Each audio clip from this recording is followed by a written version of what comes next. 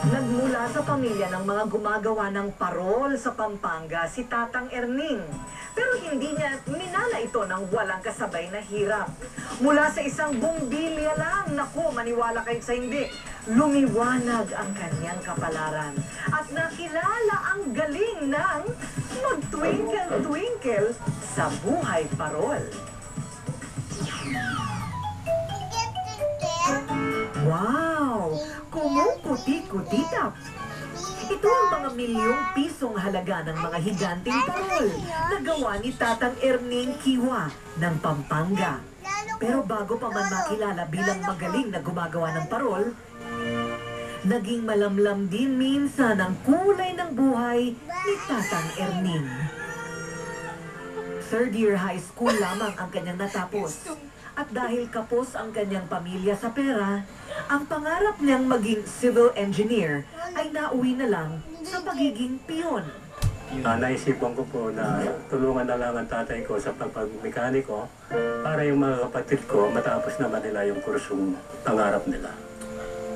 At para makadagdag sa kita para sa sarili na niyang pamilya, hinuhulma naman ang kamay ni Tatang ang mga alambre para sa paggawa ng parol. Galing na kaya yan eh.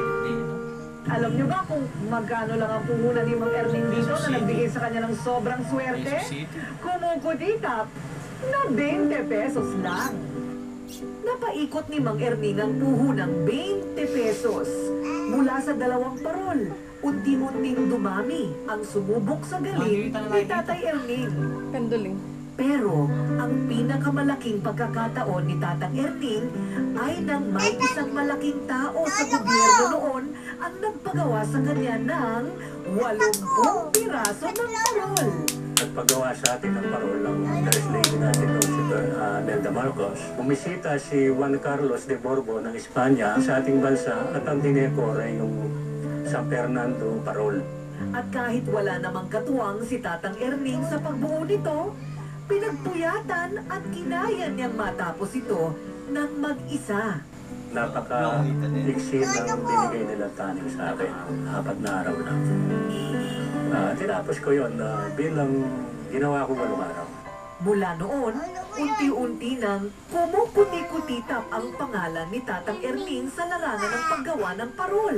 Mula sa 3 talampakang laki ng parol na sinimulan, nakabuo si Tatang ng higanting parol. Hindi lang ang buhay ni Mang Erning ang kumukutitap dahil sa paggawa ng parol, kung hindi ang buhay ng napakarami pang mga pamilya na kabahagi ng ipinagmamalaking parol making industry sa Pilipinas. Ang dating isang bumbilyang liwanag, nagningning at kumalat ang kislap. Gumanda ang takbo ng buhay ng kanyang pamilya. Dito talaga nakapag-invest ng mga ng mga konting ari-arian namin. Saka yung pag-aaral namin. Kung saan-saan bansa na rin siya naimbitahan para maipagmalaki ang galing ng mga Kapampangan sa paggawa ng parol.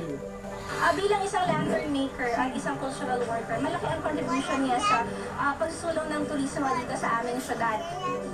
Tuloy-tuloy na sana ang pagkikitap ng swerte dahil sa parol. Pero sa isang iglap, naglaho ang mga ito. Wala lahat. Tingnan yung bahay ko.